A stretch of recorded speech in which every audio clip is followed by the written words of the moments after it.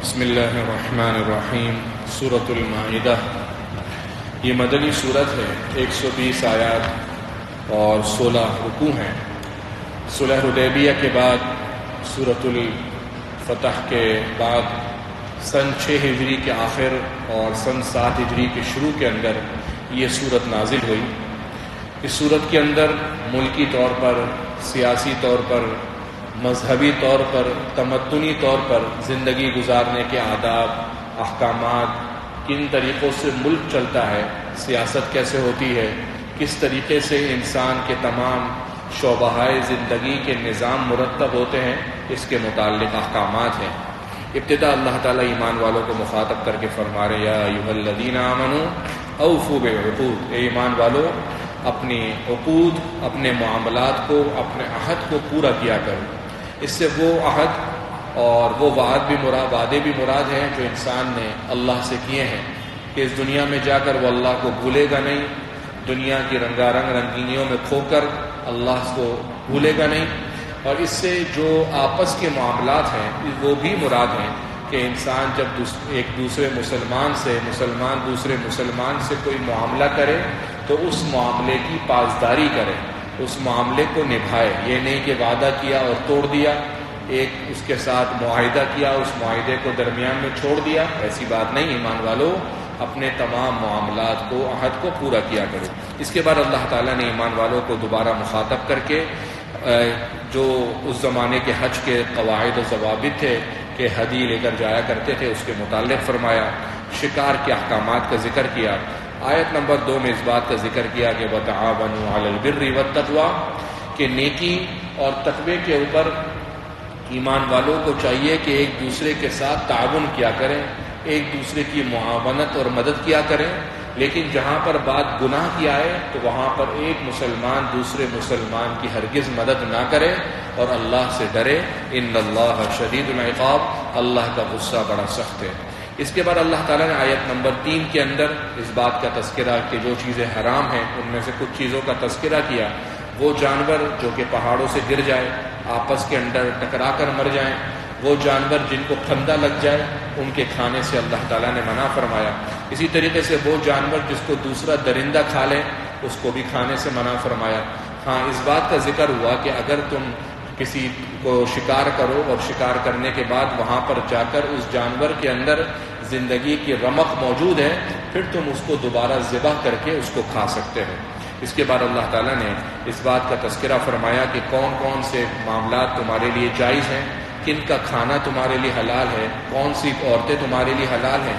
اس کے اندر وہ عورتیں جو اہل کتاب ہوں، جیسے کہ یہودی یا عیسائی، ان عورتوں کے حلال ہونے کا اور ان کے کھانے کے، یعنی اگر وہ کسی جانور کو ذبح کر دیں تو ان کے کھانے کے حلال ہونے کا تذکرہ ہوا۔ لیکن یاد رہے کہ یہ اس وقت ہے کہ جب عیسائی واقعتاً عیسائی تھے اور وہ اللہ کو ایک مانا کرتے تھے۔ اب آج کل کے جو یہودی اور عیسائی ہیں وہ ملحد ہیں، عموماً وہ صرف مردم شماری یا اپنے نام کے یہودی اور عیسائی ہوتے ہیں، بلکہ عیسائی ہوتے ہیں، حقیقت یہ ہے کہ وہ اندر سے ملحد ہوتے ہیں۔ اسی طریقے سے ان کی خواتین کا بھی یہ حکم ہے تو فی زمانہ نہ ان کے ہاتھ کا ذبیحہ جائز ہے اور نہ ہی ان کی عورتوں سے نکاح جائز ہے۔ آیت نمبر 6 میں اللہ تعالیٰ نے ایمان والوں کو حکم دیا کہ ایمان والوں اذا قمتم الی الصلاۃ، جب تم نماز پڑھنے کا ارادہ کرو تو اس سے پہلے فاغسلوا وجوہکم، اپنے چہرے کو دھو لو۔ چہرہ کسے کہتے ہیں؟ بال جہاں سے اگتے ہیں وہاں سے لے کر تھوڑی تک، ایک کان کی لو سے لے کر دوسرے کان کی لو تک، اس پورے چہرے کو دھونا وضو کے اندر فرض ہے۔ دوسرا حکم وَأَيْدِيَكُمْ إِلَى الْمَرَافِقِ، اپنے ہاتھوں کو کوہنیوں سمیت دھو لو، اپنے دونوں ہاتھوں کو کوہنیوں تک دھونا فرض ہے۔ وَامْسَحُوا بِرُؤُوسِكُمْ، اپنے سر کو مسح کرو۔ سر کو دھونے کا حکم نہیں ہے بلکہ سر کو ہلکے گیلے پانی سے مسح کرنے کا حکم ہے۔ وَأَرْجُلَكُمْ إِلَى الْكَعْبَيْنِ، لیکن پاؤں کو تمہیں ٹخنوں تک دھونا ہے۔ یہ وضو کے فرائض ہیں جن کا اللہ تعالیٰ نے اس آیت میں ذکر کیا۔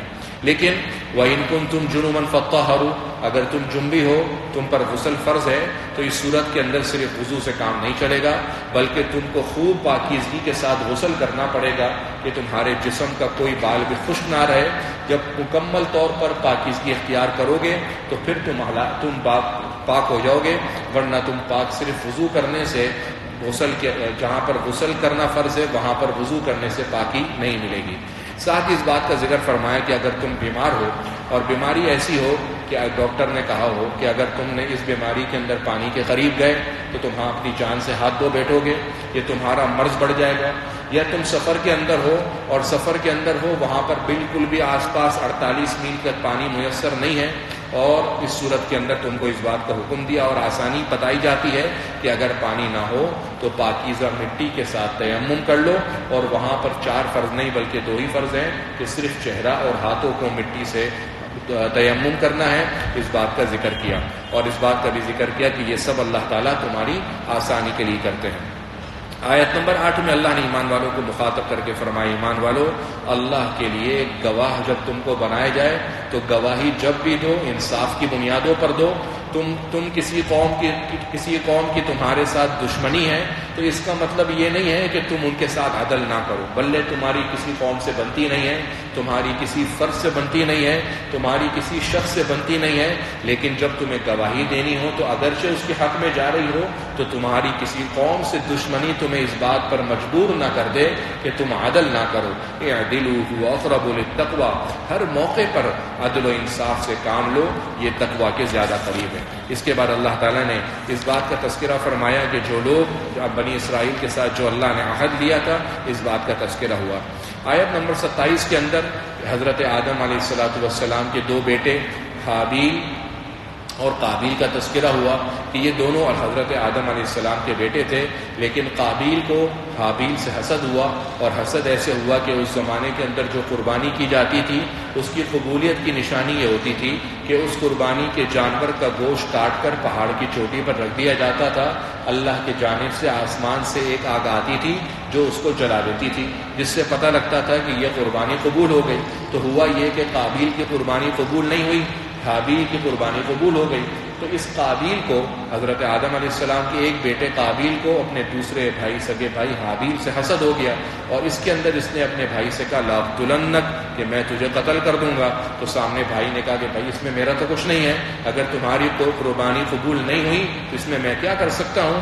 انما یتقبل اللہ من المتقین، اللہ تو قربانی اسی کی قبول کرتے ہیں، اعمال تو اسی کے قبول کرتے ہیں جو اللہ سے خوب ڈرنے والے ہیں۔ یاد رکھنا، لئن بسطت الی یدک لتقتلنی، اگر تم نے اپنے ہاتھ میری طرف پھیلائے تاکہ تم مجھے قتل کر دو، ما انا بباسط یدی الیک لیقتلک، تو میں تو اللہ سے بہت ڈرتا ہوں، میں تجھے ہرگز قتل نہیں کروں گا، اور نقصان یہ ہوگا کہ تو میرا اپنا بوجھ تو گناہ کا اٹھائے گا ہی اٹھائے گا، میرے قتل کا بوجھ بھی تو اٹھا لے گا۔ لیکن قابیل نے حسد کے اندر اپنے سگے بھائی حابیل کو قتل کر دیا۔ اس کے بعد جب قتل کیا تو چونکہ یہ روئے زمین کے اوپر تمام انسانوں کے اندر سب سے پہلا قتل تھا، تو حابیل پریشان ہوا کہ اب کیا کرے، لاش سامنے پڑی ہے۔ تو اس کے سامنے ایک معاملہ یہ پیش آیا، فبعث اللہ غرابا یبحث فی الارض لیریہ کیف یواری سوءۃ اخیہ، اللہ تعالیٰ نے ایک کوے کو بھیجا، وہ کوہ اپنے دوسرے کوے کی جو لاش تھی اس کو دفنانے کے لیے زمین کو کریدنے لگا۔ اس سے قابیل کو یہ پتہ لگا کہ اگر اب مجھے اپنے بھائی کی لاش کو ادھر ادھر کرنا ہے تو اس کو ادھر ادھر کرنے کا طریقہ دفنانا ہے، تو اس نے بھی دفنانے کی، پھر یہاں سے اس نے دفنانا سیکھا، اور ساتھ ہی کا یا ویلتا عجزت ان اکون مثل ھذا الغراب، ہائے ندامت کہ کیا میں اتنا گیا گزرا ہو گیا کہ اب میں اس کوے سے سیکھ رہا ہوں کہ اپنے بھائی کی لاش کو کیسے دفنانا ہے۔ قرآن کہتا ہے فاصبح من النادمین، اس کے بعد اس کو خوب پشیمانی ہوئی۔ اس کے بعد اللہ تعالیٰ نے بنی اسرائیل کے اوپر اس بات کا تذکرہ کیا کہ جو بھی شخص اس روئے زمین پر کسی انسان کو قتل کرے گا یا زمین کے اندر فساد پھیلائے گا، ایسا ہے فکأنما قتل الناس جميعا، جیسے اس نے ساری انسانیت کو قتل کیا۔ گویا ایک مسلمان کو قتل کرنے کا مطلب ساری انسانیت کا قتل ہے۔ ومن احیاها فکأنما احیا الناس جميعا، اور جس نے ایک مسلمان کی جان کو بچایا ایسا ہے جیسے اس نے ساری انسانیت کو بچایا۔ اس بات کا تذکرہ ہوا۔ اس کے بعد اللہ تعالیٰ نے چور کی سزا کا تذکرہ کیا کہ چور کی سزا کیا ہے، اس کے ہاتھ کاٹنے ہیں، ان باتوں کا تذکرہ ہوا۔ اللہ کے نبی صلی اللہ علیہ وسلم کو مخاطب کر کے کچھ معاملات کے تذکرے ہوئے، قصاص کے بارے میں کہ انسانی جان کے بدلے جان، کوئی بندہ کسی کی آنکھ پھوڑ دے تو اس کے بدلے اس کی آنکھ پھوڑی جائے، اسی طریقے سے کان، ناک، اور ان تمام قصاص کے معاملات کا ذکر ہوا۔ اس کے بعد آیت نمبر 51 میں اللہ تعالیٰ نے ایمان والوں کو مخاطب کر کے فرمایا لا تتخذوا اليهود والنصارى اولیاء، کہ یہودیوں کو اور نصارہ کو اپنا ہرگز دوست نہ بنانا. بعضهم اولیاء و بعض، یہ لوگ خود ایک دوسرے کے دوست ہیں. بظاہر تمہیں ایسا لگے گا کہ یہودی الگ ہیں، نصرانی الگ ہیں، کافر الگ ہیں، لیکن در حقیقت الکفر ملت واحدہ. جب مسلمانوں کے خلاف ہوں گے تو یہ سب کے سب باوجود اس کے کہ الگ الگ ہیں لیکن ایک ہو جائیں گے. لہذا تم کبھی بھی یہودیوں کو، نصارہ کو اپنا دوست نہ بنانا. اس کے بعد اللہ تعالیٰ نے آیت نمبر 54 میں کہا کہ من یرتد منکم عن دینی، کہ اگر تم میں سے کوئی شخص دین اسلام سے پھر جاتا ہے تو پھر فسوف یأتی اللہ بقوم یحبهم ویحبونہ، تو اللہ تعالیٰ ایسی قوم لے کر آئے گا جو اللہ سے بھی محبت رکھیں گے اور اللہ بھی ان سے محبت رکھیں گے. اور ان کی 4 نشانیاں ہیں. اذلۃ علی المؤمنین، آپس کے اندر ایمان والوں کے ساتھ نرمی کا معاملہ کریں گے. عزت علی الکافرین، کافروں کے ساتھ سختی کا معاملہ کریں گے. نمبر 3 یجاہدون فی سبیل اللہ، اللہ کی راہ میں جہاد کریں گے. نمبر 4 ولا یخافون لومۃ لائم، اور جب دین کا کام کرنا ہو تو کسی ملامت کرنے والے کی کسی بھی قسم کی ملامت نہیں کریں گے. اس کے بعد اللہ تعالیٰ نے حضور کو مخاطب کر کے فرمایا ایھا الرسول بلغ ما انزل الیک من ربک، کہ رسول جو کچھ آپ پر وحی اتری ہے اس ساری کی ساری وحی کی تبلیغ کر دیجئے، لوگوں تک یہ پیغام پہنچا دیجئے. وَإِن لَّمْ تَفْعَلُوا، اور اگر آپ نے ایسا نہ کیا فَمَا بَلَّغْتَ رِسَالَتَهُ، تو آپ نے گویا رسالت کے منصب کو ادا نہیں کیا. آپ صلی اللہ علیہ وسلم کو بعض اوقات تکلیف ہوتی تھی کہ کہیں لوگ میرے قتل کے در پہ نہ ہو جائیں، تو صحابہ حضور کے ساتھ باڈی گارڈ بن کے رہا کرتے تھے، حضور کے محافظ بن کے رہا کرتے تھے. اس پر یہ آیت نازل ہوئی وَاللَّهُ يَعْصِمُكَ مِنَ النَّاسِ، اے نبی آپ فکر نہ کیجئے، اللہ آپ کو لوگوں سے بچا کر رکھے گا، کوئی آپ کو نقصان نہیں پہنچا سکتا. یہ آیت نازل ہونے کے بعد آپ صلی اللہ علیہ وسلم نے اپنے سارے محافظوں کو ہٹا دیا کہ اب کسی محافظ کی ضرورت نہیں ہے. اس کے بعد اللہ تعالیٰ نے اس بات کا تذکرہ فرمایا کہ جو ایمان والے ہیں تم سے دشمنی کافر اور یہودی زیادہ رکھیں گے اور عیسائی تمہارے لیے کچھ نرم گوشہ رکھتے ہیں. یعنی تمہاری دشمنی ہمیشہ یہودیوں اور کافروں سے بنسبت عیسائیوں کے زیادہ ہوگی.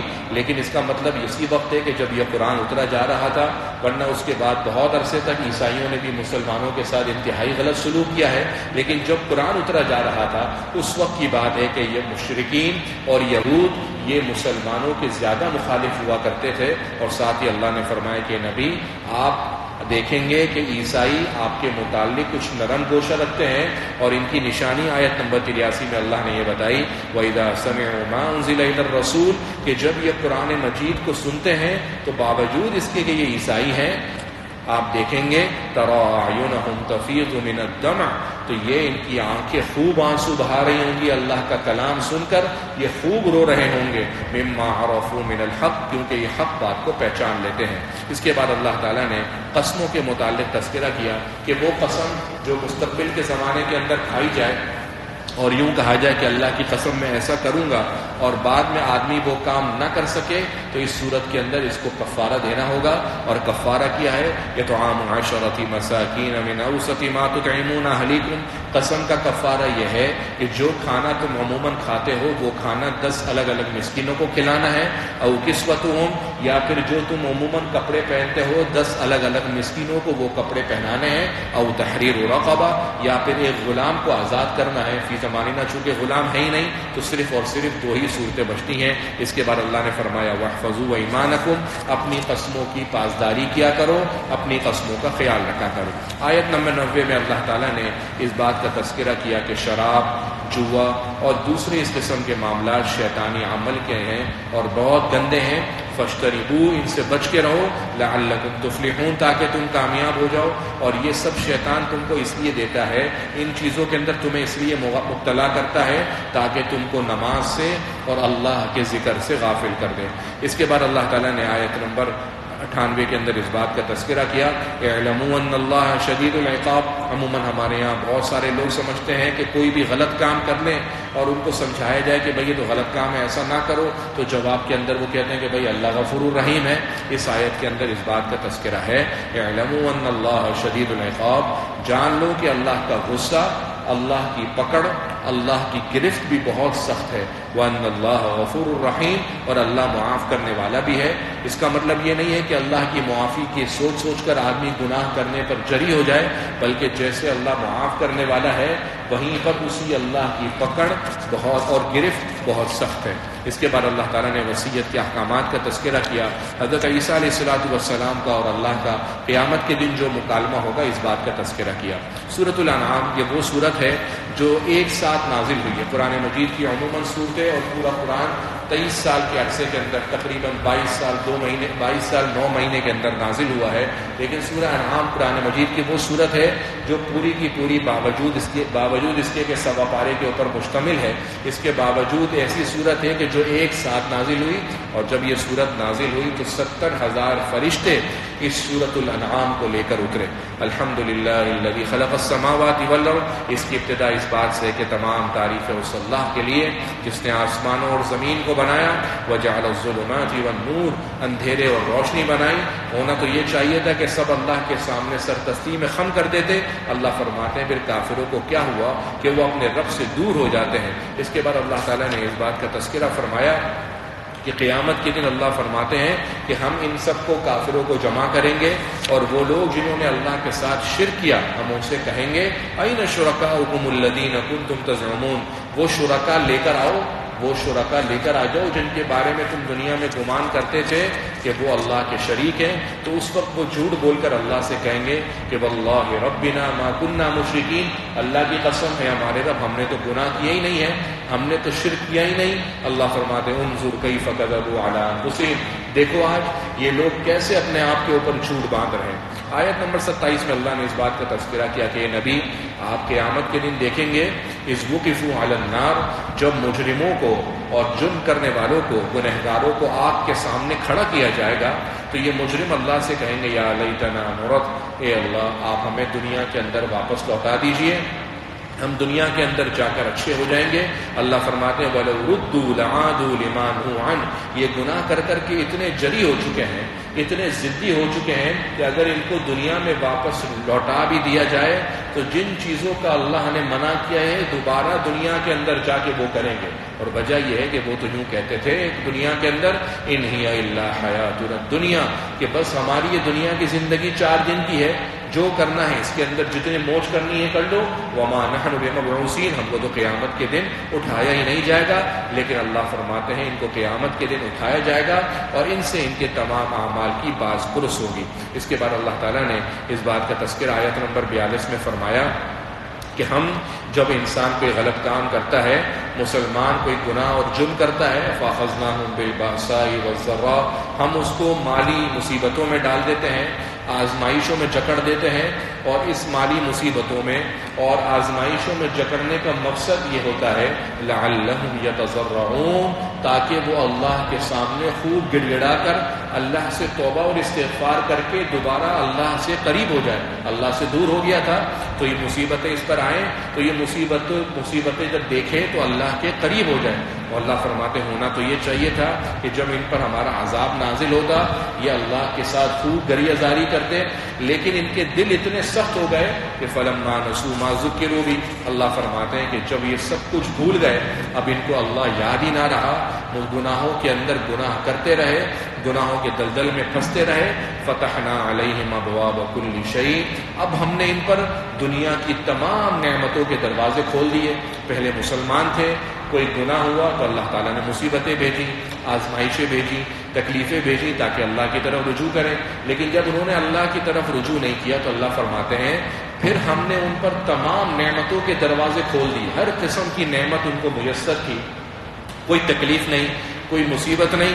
حتی اذا فرحوا بما اوتوا اخذناهم بغتہ، یہاں تک کہ جب وہ خوب اترانے لگے کہ ہمارے پاس تو دنیا کی ہر نعمت میسر ہے، اللہ فرماتے ہیں اخذناهم بغتہ، پھر ہم ان کو ایسا اچانک پکڑتے ہیں کہ فاذا هم مبلسون، کہ وہ مایوس ہو چکے ہوتے ہیں۔ فقطع دابر القوم الذین ظلموا، پھر ایسے گنہگاروں کی ہم قوم اور ان کی نسلوں کو ہم جڑوں سے اکھاڑ دیتے ہیں۔ والحمدللہ رب العالمین، تمام تعریف اس اللہ کے لیے جو دونوں جہانوں کا پالنے والا ہے۔ اس کے بعد اللہ تعالیٰ نے اپنی قدرت کا تذکرہ کیا، اس بات کا تذکرہ کیا کہ نبی ان سے کہہ دیجئے کہ میرے پاس اللہ کے خزانے ہیں اور میں کسی بھی غیب کا علم نہیں رکھتا، میرے پاس غیب کا کوئی علم نہیں ہے، میں کوئی فرشتہ نہیں ہوں کہ جو تم معجزہ مانگو میں فوراً آنن فانن تمہارے سامنے پیش کر دوں، بلکہ میں تو اللہ کے احکامات کا مکلف ہوں۔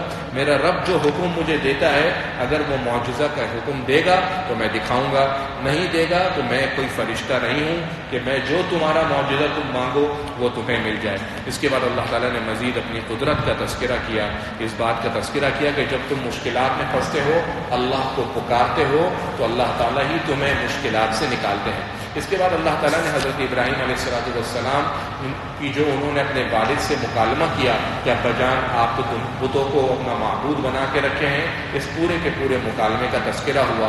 انبیاء کرام علیہ السلام کا تذکرہ ہوا۔ قرآن مجید کے اندر 25 کے قریب انبیاء کا تذکرہ ہے۔ 1,24,000 کم و بیش انبیاء اس روئے زمین پر تشریف لائے، ان سب کے سب پر ایمان لانا مسلمان پر فرض ہے، لیکن ان کے نام قرآن مجید کے اندر 25 ہیں، احادیث کے اندر 3 اور نام ہیں۔ گویا جن انبیاء کو ہم نام سے جانتے ہیں وہ 28 ہیں۔ کچھ انبیاء کا تعارف قرآن میں موجود ہے جیسے کہ 25 انبیاء کا، اس کے علاوہ انبیاء کا تعارف قرآن میں موجود نہیں ہے، لیکن ہمارا اس پر فرض ہے کہ ہم سب کے اوپر ایمان لائیں۔ اس کے بعد اللہ تعالیٰ نے فرمایا کہ قیامت جب ان کے پاس یہ جو گنہگار ہیں جب یہ موت کے شکنجے میں پھنسیں گے تو یہ نبی یا آپ دیکھیں گے کہ فرشتے ان کے سامنے اپنے بازو پھیلائے کھڑے ہو کر کہتے ہوں گے اخرجوا انفسکم، اب تم اپنی جانیں نکالو، آج تم کو عذاب دیا جائے گا اور کہا جائے گا وَلَقَدْ جِئْتُمُونَا فُرَادَىٰ كَمَا خَلَقْنَاكُمْ أَوَّلَ مَرَّةٍ، کہ تم دنیا کے اندر آئے بھی اکیلے تھے، آج تمہاری واپسی بھی اکیلے ہی ہے۔ وَتَرَكْتُم مَّا خَوَّلْنَاكُمْ وَرَاءَ ظُهُورِكُمْ، اور دیکھو جو تمہاری نعمتیں تھیں تم سب کچھ اس دنیا کے اندر چھوڑ کر جا رہے ہو۔ اس کے بعد اللہ تعالیٰ نے 8ویں پارے کی ابتدا کے اندر اس بات کا تذکرہ کیا آیت نمبر 116 میں وَإِن تُطِعْ أَكْثَرَ مَن فِي الْأَرْضِ يُضِلُّوكَ عَن سَبِيلِ اللَّهِ، کہ اس روئے زمین کے اندر اگر تم اکثریت اور میجورٹی کو دیکھو گے تو وہ میجورٹی اور اکثریت عموماً اللہ سے دور ہوگی۔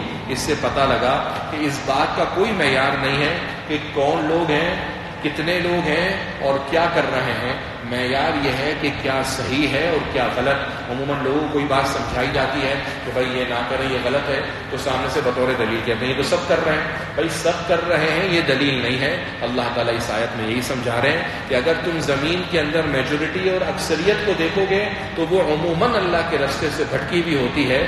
اصل چیز حق اور باطل کا ہونا ہے کہ کیا صحیح ہے اور کیا غلط۔ اس کے بعد اللہ تعالیٰ نے آیت نمبر 120 کے اندر ظاہری اور باطنی دونوں گناہوں کو چھوڑنے کا حکم دیا۔ بعض گناہ ہر بندے کو پتہ ہے کہ گناہ نماز کا چھوڑنا گناہ ہے، قتل کرنا گناہ ہے، یہ ظاہری گناہ ہے، تو ان گناہوں کو بھی چھوڑو۔ اور وہ گناہ جس کا تعلق باطن سے ہے، مثال کے طور پر اپنے مسلمان بھائی کو حقیر جاننا، تکبر کرنا، اپنے مسلمان بھائی سے کوئی نعمت دیکھ کر اس کی چھن جانے کی تمنا کرنا، مسلمان بھائی کے پیٹھ پیچھے سازشیں کرنا، یہ سارے کے سارے باطنی گناہ ہیں۔ تو ظاہری گناہ بھی چھوڑو اور باطنی گناہ بھی چھوڑو۔ اور ساتھ ہی بتایا کہ وہ لوگ جو گناہ کرتے ہیں یہ نہ سمجھیں کہ گناہ کر کے وہ آزاد اور شتر بے مہار ہیں، بلکہ سیجزون بما کانوا یقترفون، جو کچھ وہ کر رہے ہیں ان کو اس کا بدلہ دیا جائے گا۔